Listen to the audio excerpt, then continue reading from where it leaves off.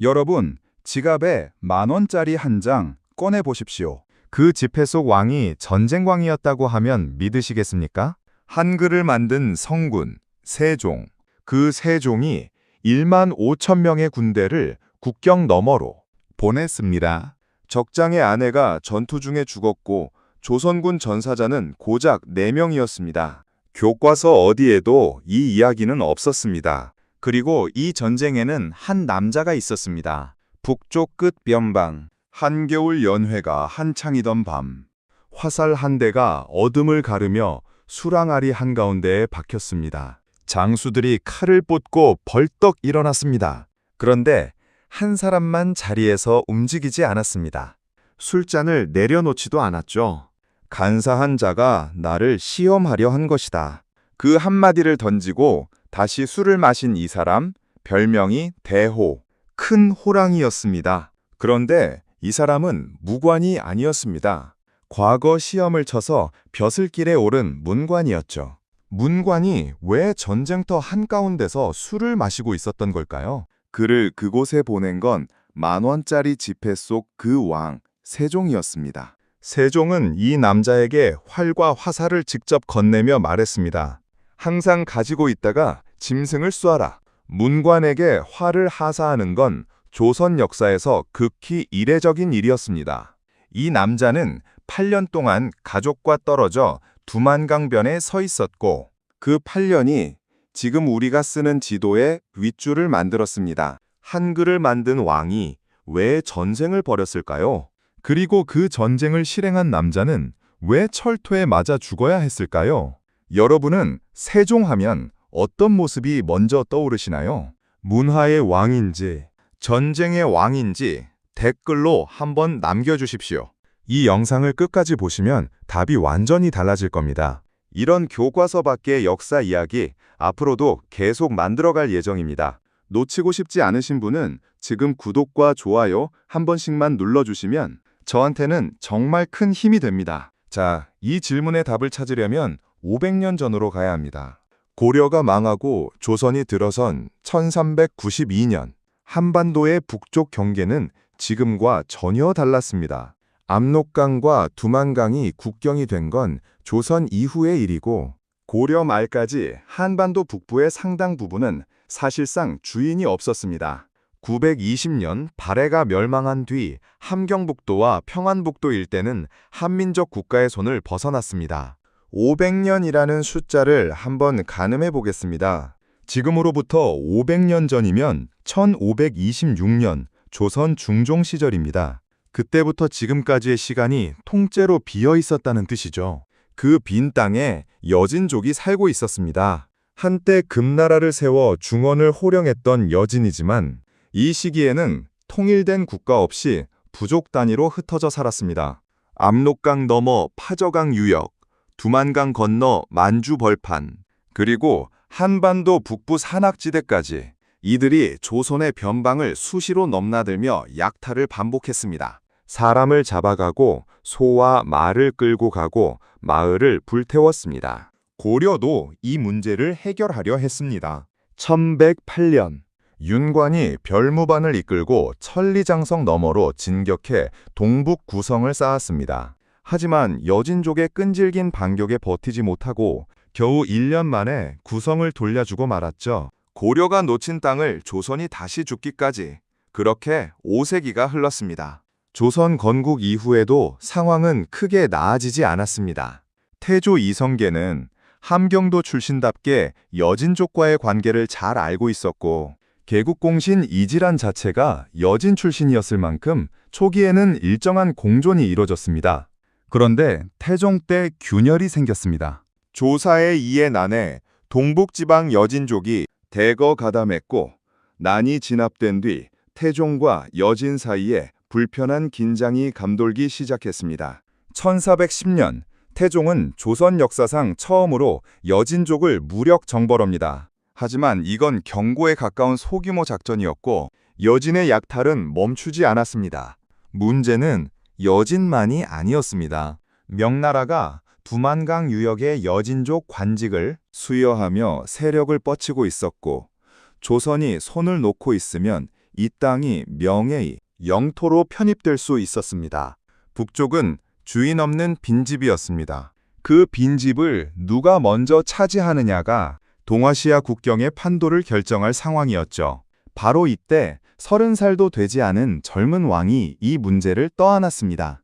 1418년 21살의 세종이 즉위했습니다. 재위 초반 세종 앞에는 북방 문제가 매일같이 올라왔습니다. 여진족이 경원 지역을 습격했다는 보고, 변방 백성이 잡혀갔다는 소식, 그리고 조정 대신들의 한결같은 건의. 그 건의의 핵심은 이랬습니다. 경원도 호호부를 남쪽으로 후퇴시키자. 경원은 두만강 하류에 있는 조선의 최전방 거점이었습니다. 여진의 침입이 하도 잦으니 차라리 뒤로 물러서서 방어하자는 논리였죠. 세종 7년, 1425년, 이 후퇴론이 조정에서 크게 힘을 얻었습니다. 병조와 의정부의 고위 관료 다수가 후퇴에 동의했습니다. 합리적인 판단이었습니다. 변방 유지에 드는 비용은 천문학적이었고 백성들의 고통은 현실이었으니까요. 그런데 세종은 거부했습니다. 실록에 남아있는 세종의 말은 이렇습니다. 조종소수 수척지촌토 불가기야. 조종께서 지키시던 땅은 비록 한 치의 땅이라도 버릴 수 없다. 이 문장만 보면 고집스러운 원칙론처럼 들립니다. 하지만 여기서 한 가지 짚어야 할 것이 있습니다. 세종은 감상적인 왕이 아니었습니다. 그가 경원 후퇴를 거부한 건 단순히 조상의 땅이라는 명분 때문이 아니라 한번 물러서면 다시는 돌아올 수 없다는 전략적 계산이 깔려 있었을 가능성이 높습니다.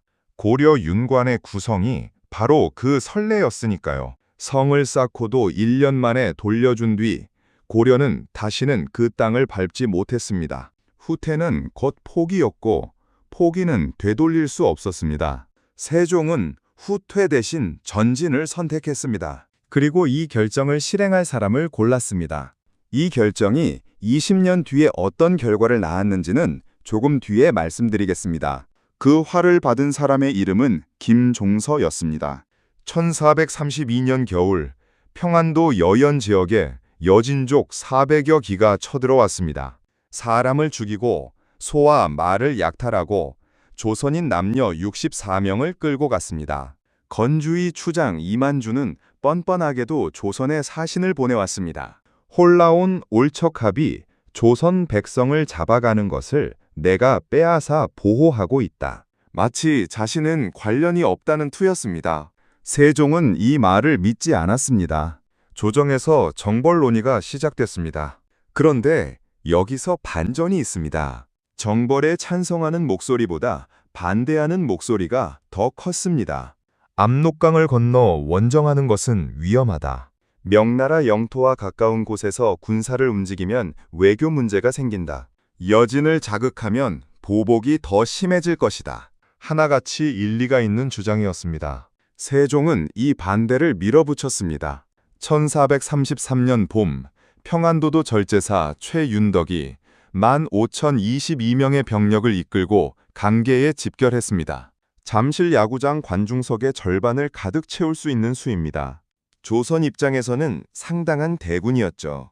최윤덕은 이 병력을 7개 부대로 나누었습니다. 중군 절제사 이순몽에게 2,515명, 좌군 절제사 최해산에게 2,070명, 우군 절제사 이각에게 1,770명, 나머지 4부대도 각각 1,000에서 3,000명 사이의 병력을 배정받았습니다. 4월 19일 7개 부대가 동시에 압록강을 건넜습니다. 목표는 파저강 유역, 이만주의 근거지였습니다. 기습이었습니다. 여진족은 대규모 조선군의 도하를 예상하지 못했고 부족 단위로 흩어져 있던 여진 마을들은 각계 격파당했습니다. 전투 결과를 보겠습니다. 여진 측 사망 267명, 포로 238명, 노획한 소와 말 177필, 조선군 측 전사 4명, 부상 25명, 전사 4면, 1만 5천 명이 압록강을 건너 적의 본거지를 친 전쟁에서 전사자가 4명이었습니다. 저는 이 숫자를 처음 봤을 때 2번 확인했습니다. 여러분도 방금 4명이라고 하셨을 것 같은데 맞습니다. 4명입니다. 그만큼 기습이 정확했고 준비가 철저했다는 뜻이겠죠. 이만주의 처도 이 전투에서 사망했습니다. 이만주 자신도 부상을 입었습니다. 한 가문의 수장이 아내를 잃고 몸에 상처를 입은 채 도주한 겁니다. 적장의 입장에서 보면 이건 단순한 패배가 아니라 삶의 기반이 무너진 사건이었을 겁니다. 그런데 여기서 한 가지 되짚어봐야 할 것이 있습니다. 이만주를 잡지 못했습니다. 대승이었지만 전쟁의 목적이 적의 수장을 제거하는 것이었다면 이건 미완의 승리였습니다. 이만주는 살아남았고 그는 곧 조선의 승복의 뜻을 전하며 유화적 태도를 취했습니다. 하지만 뿌리가 뽑히지 않은 적은 언제든 다시 올 수 있었죠. 실제로 여진의 침입은 계속됐습니다. 세종은 1437년 이천을 사령관으로 임명해 2차 정벌을 단행합니다. 이번에는 병력이 8,000명으로 줄었지만 명령의 수위가 달랐습니다. 생포하지 말고 바로 사살하라. 1차 때는 포로를 잡았습니다. 2차 때는 포로를 잡지 말라고 했습니다. 이 차이가 세종의 판단 변화를 말해줍니다.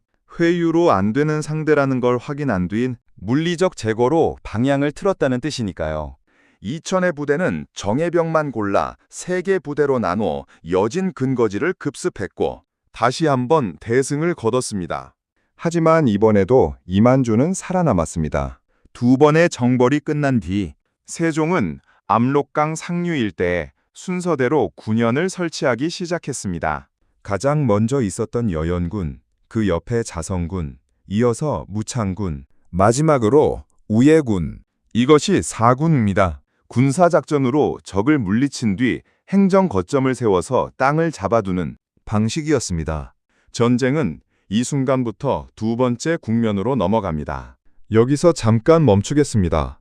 세종이 4군을 설치하던 시기가 언제인지 연표를 확인해보면 눈이 멈추는 지점이 있습니다. 자성군 설치 1433년, 훈민정음 창제 시작 1443년, 무창군 설치 1440년, 훈민정음 반포 1446년, 육진 완성 1449년. 한글을 만드는 작업과 국경을 확장하는 전쟁이 같은 시간 위에서 동시에 진행되고 있었습니다. 세종이 지편전 학자들과 문자 체계를 논의하던 그 시간에 북쪽에서는 성벽이 올라가고 있었고 군대가 이동하고 있었고 백성들이 강제로 이주당하고 있었던 겁니다. 우리가 아는 세종은 절반입니다. 책만 읽던 왕이라는 건 반쪽짜리 초상화입니다. 나머지 반쪽에는 전쟁을 설계하고 정벌을 명령하고 영토를 확장한 전략가의 얼굴이 있습니다. 이 사실을 알고 계셨던 분이 얼마나 될까요? 저도 처음 이 연표를 나란히 놓고 봤을 때 한참 동안 말이 안 나왔습니다. 한글과 전쟁이 같은 왕의 같은 시간 안에서 벌어진 일이라는 게 학교에서는 한 번도 이렇게 알려준 적이 없었으니까요. 혹시 이 사실을 이미 알고 계셨다면 댓글로 손 한번 들어주십시오. 그리고 이 영상이 여러분의 세종에 대한 생각을 바꿔놓고 있다면 주변에 한 분만 공유해 주셔도 감사하겠습니다. 한글과 4군 육진, 이 2가지는 사실 하나의 목표를 향하고 있었는지도 모릅니다. 백성이 쓸 수 있는 문자를 만드는 것, 백성이 살 수 있는 땅을 확보하는 것. 방법은 달랐지만 방향은 같았다는 해석이 가능합니다. 그럼 이제 시선을 돌려보겠습니다. 압록강 쪽이 4군이었다면 두만강 쪽은 육진이었습니다. 그리고 육진의 현장을 8년간 지휘한 사람이 바로 도입부에서 만났던 그 사람, 김종서입니다. 김종서는 1383년 충청남도 공주에서 태어났습니다. 1405년 문과에 급제한 뒤 간관직과 감찰직을 주로 맡았습니다. 누가 봐도 행정관료의 길을 걷는 사람이었죠. 그런 사람에게 세종이 활과 화살을 주었고 1433년 함길도도 절제사로 임명해 북방에 보냈습니다. 김종서의 나이 50. 당시 기준으로는 노년에 가까운 나이였습니다. 8년 동안 가족과 떨어져 국경에 서 있다고 상상해 보십시오. 한양이 아니라 두만강변의 겨울, 영하 30도가 넘는 추위 속에서 적이 언제 들이닥칠지 모르는 긴장 속에서 8년을 보낸 겁니다. 그 8년 동안 김종서가 한 일을 정리하면 이렇습니다. 1434년 두만강 남한의 요충지에 회령진을 설치하고 같은 해 회령 도호부로 승격시켰습니다. 이곳은 여진족 오도리부의 수장 동맹가 천모가가 살해된 뒤 비어있던 곳이었습니다. 적이 내분으로 무너진 틈을 놓치지 않은 거죠. 같은 해 영북진을 더 북쪽으로 전진 배치했고 경원도 호후부를 원래의 두만강 유역으로 복귀시켰습니다. 태종 때 남쪽으로 후퇴했던 경원을 세종과 김종서가 다시 제자리에 갖다 놓은 겁니다. 1435년 종성군 설치, 1437년 경흥군 개칭, 1440년 온성군 신설, 그리고 1449년 부령도 호부가 설치되면서 육진이 완성됩니다. 부령, 회령, 종성, 온성, 경원, 경흥, 두만강을 따라 6개의 거점이 일렬로 늘어선 방어선이 완성된 순간이었습니다. 여기서 김종서가 단순한 무장이 아니라 행정가였다는 사실이 중요해집니다. 성을 쌓는 것보다 더 어려운 일이 그 성 안에 사람을 채운 것이었으니까요. 김종서는 세종에게 계속 보고를 올렸고 세종은 한양에서 사민정책과 토관제도를 설계했습니다. 한마디로 정리하면 김종서는 칼이 아니라 행정력으로 전쟁을 이긴 사람이었습니다. 성을 쌓고 주민을 배치하고 여진 부족과의 관계를 조율하고 방어체계를 설계한 것이 그가 8년간 한 일의 본질이었죠. 그래서 호랑이라는 별명이 흥미롭습니다. 실록에는 김종서가 북방에서 관화 연회를 열었을 때 화살이 날아온 일화뿐 아니라 여진족이 그를 두려워했다는 기록이 여러 차례 등장합니다. 문관이 무관보다 더 두려운 존재가 된 겁니다. 당시 영의정 황희는 김종서를 자신의 후계자로 점찍었다고 합니다. 맹사성이 좀 봐주시라고 말릴 만큼 황희가 김종서를 사정없이 굴렸다는 일화도 남아 있습니다. 조선 최고의 정승이 인정한 인물이었고 세종이 직접 고른 사람이었습니다.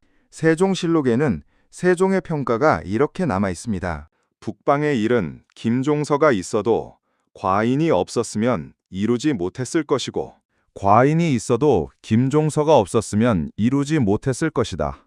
왕이 신하에게 할 수 있는 평가 중 이보다 높은 게 있을까 싶습니다. 하지만 이 과정에는 우리가 불편하게 바라봐야 할 장면이 있습니다. 사군 육진을 세웠으면 끝이 아니었습니다. 군현이란 건 건물이 아니라 사람입니다. 성벽 안에 사람이 없으면 그건 빈 껍데기에 불과하죠. 세종은 남쪽 백성들을 북쪽으로 이주시키는 사민 정책을 실행했습니다. 대상은 주로 경상도, 전라도, 충청도, 이른바 삼남 지방의 백성들이었습니다. 처음에는 자원자를 모집했습니다.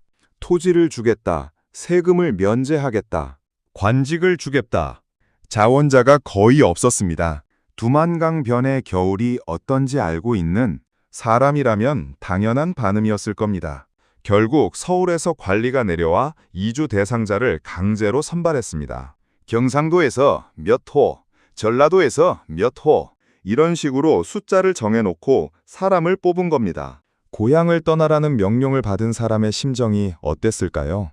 이주 대상에 선정된 사람 중에는 스스로 목숨을 끊은 사람이 있었습니다. 몸을 다쳐 장애인이 되는 방법을 택한 사람도 있었습니다. 이주를 피하기 위해서였습니다. 이주에 성공한 사람들 중에서도 도망자가 속출했습니다. 조선 조정은 도망자를 잡아오는 제도까지 만들어야 했습니다. 여기서 잠깐 여러분께 솔직하게 여쭤보겠습니다. 만약 지금 여러분이 살고 있는 집에 어느 날 관리가 찾아와서 다음 달까지 저 먼 북쪽으로 이사하시오. 나라의 명입니다. 라고 했다면 어떻게 하셨겠습니까? 순순히 짐을 쌌겠습니까? 아니면 어떻게든 빠져나갈 방법을 찾았겠습니까? 600년 전 그 백성들도 여러분과 똑같은 사람이었습니다. 이것이 사군 육진의 이면입니다. 국경을 확장한다는 것은 지도 위에 선을 긋는 일이 아니었습니다. 누군가의 삶을 뿌리째 옮기는 일이었습니다. 여기서 한 가지 의문이 남습니다. 300년 전 고려의 윤관도 똑같이 성을 쌓고 군대를 보냈습니다. 동북 구성, 세종의 육진과 놀라울 정도로 비슷한 시도였죠. 그런데 윤관은 1년 만에 실패했고 세종은 성공했습니다. 뭐가 달랐을까요? 첫 번째 차이는 방어선의 기준이었습니다. 윤관은 산에 성을 쌓았습니다. 세종은 강을 골랐습니다. 한 글자 차이지만 전략적으로는 완전히 다른 선택이었습니다. 산은 높아서 지키기 좋아 보이지만 보급이 어렵고 병력 이동이 느립니다. 반면 강은 천연 장벽이면서 동시에 보급로이기도 합니다. 적이 건너오려면 도하 작전이 필요하고 도하 중에는 무방비 상태가 됩니다. 세종은 고려의 실패를 정확히 분석하고 있었습니다. 실록에 따르면 세종은 김종서에게 윤관이 세웠다는 고려지경이라고 쓴 비석을 찾게 했습니다. 과거의 기록을 직접 확인하고 그 위에 새로운 전략을 세운 거죠. 두 번째 차이는 3인 정책이었습니다. 윤관은 성을 쌓았지만 사람을 채우지 못했습니다. 군대가 지키다가 철수하면 빈 성만 남았고 여진족이 다시 들어왔습니다. 세종은 이 패턴을 알고 있었기에 백성 이주를 강행한 겁니다. 백성들의 저항과 고통이라는 대가를 치르면서도요. 세 번째 차이는 외교였습니다. 세종은 명나라의 공험진 이남은 조선의 관할이라는 점을 적극적으로 주장했고 명의 이를 승인했습니다. 군사력으로 땅을 차지하는 것과 동시에 외교적으로도 그 땅의 소유권을 인정받은 겁니다. 윤관에게는 이 외교적 뒷받침이 없었습니다. 그렇다면 사군 육진은 완전한 성공이었을까요? 여기서부터 이야기는 어두워집니다. 1450년 세종이 세상을 떠났습니다. 나이 54, 당뇨와 안질과 과로에 시달리다 눈을 감은 겁니다. 한글을 만들고 국경을 확장하고 과학기구를 발명하고 음악을 정비한 왕, 그 모든 일을 32해의 재위 기간에 밀어넣은 사람의 몸은 이미 한참 전부터 망가져 있었습니다. 세종이 사라진 뒤 조정의 공기가 바뀌었습니다. 문종이 즉위했지만 불과 2년 만에 죽었고 12살 단종이 왕위에 올랐습니다. 김종서는 세종의 유명을 받은 고명 대신으로 좌의정에 올라 어린 왕을 보필했습니다. 그런데 1449년 몽골고원에서 날아온 소식이 동아시아를 뒤흔들었습니다. 오이라트 부족이 명나라 황제 정통제를 사로잡은 겁니다. 토목보의 변이라 불리는 이 사건으로 명의 위상이 추락했고 10만 단위의 기마 부대가 언제 남하할지 모른다는 공포가 조선 조정을 뒤덮었습니다. 대신들이 입을 모았습니다. 사군은 유지할 수 없습니다. 여진 소규모 부대에 맞서 설계된 방어선이 오이라트 같은 대규모 기마 부대를 감당할 수 없다는 논리였습니다. 거기에 원래부터 사군 지력은 험준한 산악지형이라 보급이 극히 어려웠고 3인 정책으로 끌려온 백성들은 계속 도망치고 있었습니다. 1455년 단종 3년 사군 가운데 여연, 무창, 우에 세 곳이 폐지됐습니다. 1459년 세조 5년 마지막 남은 자성군마저 폐지됐습니다. 20년에 걸쳐 세운 것을 10년도 안 돼서 접은 겁니다. 주민들은 모두 강계로 이주됐고 이 지역은 폐사군이라는 이름이 붙어 민간인 거주 금지 구역이 됐습니다. 세종이 살아있었다면 이 결정을 허락했을까요? 척지촌토라도 버릴 수 없다고 했던 그 왕이었습니다. 물론 답을 알 수는 없습니다. 다만 세종이 세상을 떠난 지 5년 만에 그가 평생 지키려 한 땅의 절반이 접혔다는 사실은 무겁게 남습니다. 육지는 달랐습니다. 대규모 기마부대의 침입 경로와는 거리가 있었고 두만강이라는 천연 방어선 덕에 상대적으로 안정적이었습니다. 육지는 이후 조선이 끝날 때까지 국경 방어선으로 기능했고 조선 후기에는 국경 무역의 중심지로 성장하기까지 했습니다. 사구는 실패한 것처럼 보였지만 완전한 소멸은 아니었습니다. 현종 5년에 후주진이, 숙종 9년에 무창진과 자성진이 다시 설치됐고 고종 때 옛 사군 지역은 결국 복군됩니다. 200년이 넘는 시간이 걸렸지만 세종이 그은 선은 결국 되살아난 겁니다. 그리고 김종서, 육진을 만든 그 사람은 어떻게 됐을까요? 1453년 10월 밤, 수양대군이 김종서의 집 앞에 나타났습니다. 관모뿔이 떨어졌는데 관모를 빌릴 수 있겠습니까? 문이 열렸고 수양대군이 서찰 한 장을 건넸습니다.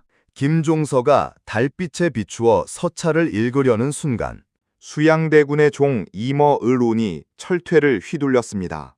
아들 김승규가 몸으로 아버지를 감쌌습니다. 양정이 칼을 찔렀습니다. 아들이 죽었고 김종서는 쓰러졌습니다. 하지만 죽지 않았습니다. 새벽이 되자 김종서는 일어났습니다. 부인의 가마를 타고 궁에 들어가려 했습니다. 한양의 네 대문을 모두 돌았지만 어디도 열리지 않았습니다. 날이 밝자 숨은 곳이 발각됐고 다시 찾아온 수양대군의 부하들 앞에서 김종서는 이렇게 말했습니다. 정승의 몸으로 어찌 걸어가겠느냐? 초헌을 가져오나. 그것이 마지막 말이었습니다. 목이 저잣거리에 내걸렸습니다. 역적이라는 이름이 붙었습니다. 육진을 만든 손이 그 공적 위에 역적이라는 글자가 덮였습니다. 복권은 300여 년이 지난 영조 22년에야 이뤄졌고 충익이라는 시호가 내려졌습니다. 지금 김종서의 묘소는 세종특별자치시 장군면에 있습니다. 원래 공주시 장기면이었던 이 동네가 2012년 세종시에 편입되면서 이 장군의 묘소가 있다는 이유로 장군면이라는 이름을 얻었습니다. 그런데 그 묘 안에 온전한 시신은 없다고 합니다. 역적으로 몰려 시신 수습이 제대로 이루어지지 않았기 때문입니다. 다리 하나만 묻혀 있다는 이야기도 있고 사실은 가묘에 가깝다는 설도 있습니다. 한반도에 국경선을 그은 사람의 무덤에 몸이 온전히 묻혀 있지 않다는 것. 처음으로 돌아가겠습니다. 한글을 만든 왕이 왜 전쟁을 벌였느냐는 질문에 이제 답을 할 수 있을 것 같습니다. 세종에게 한글과 전쟁은 별개의 일이 아니었습니다. 백성이 읽을 수 있는 문자를 만드는 것과 백성이 살 수 있는 땅을 확보하는 것. 이 두 가지가 세종이라는 사람 안에서 동시에 작동하고 있었습니다. 그리고 그 전쟁의 결과물이 지금 우리가 쓰는 지도의 윗줄입니다. 압록강, 두만강. 이 두 강이 한반도의 북쪽 경계가 된 건 자연스러운 일이 아니었습니다. 한 왕이 결정하고 한 신하가 실행하고 이름 없는 백성들이 고향을 떠나 채운 것입니다. 지금 대한민국 지도를 펼치면 그 맨 위에 그어진 선은 600년 전 세종과 김종서가 함께 그은 것입니다. 이 영상을 보신 뒤에 한번 지도를 열어 두만강을 따라가 보시기 바랍니다. 회령, 종성, 온성, 경원, 경흥, 부령. 그 이름들이 아직 거기 남아 있습니다. 600년 전 겨울 두만강변에 서 있던 사람들이 만든 이름입니다. 영상을 다 보신 지금 한 가지 여쭤보겠습니다. 만약 여러분이 세종의 자리에 있었다면 백성들의 고통을 감수하고서라도 북방 개척을 밀어붙이셨겠습니까? 아니면 대신들의 말을 듣고 후퇴를 선택하셨겠습니까? 정답은 없습니다. 600년이 지난 지금도 이 질문에는 정답이 없습니다. 여러분의 선택을 댓글로 들려주십시오. 전진이라고 쓰실 분도 계실 것이고 후퇴라고 쓰실 분도 계실 겁니다. 어떤 답이든 틀리지 않습니다.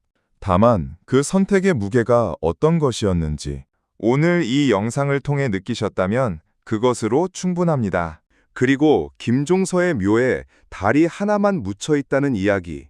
저는 이 사실을 알았을 때 한참을 멈춰야 했습니다. 이 이야기가 마음에 남으셨다면 이 영상을 주변에 한번 공유해 주시면 좋겠습니다. 세종의 또 다른 전쟁, 장영실과 함께한 과학혁명 이야기는 다음 영상에서 이어가겠습니다. 구독과 알림 설정을 해두시면 그 이야기가 올라왔을 때 놓치지 않으실 겁니다. 그때 다시 뵙겠습니다.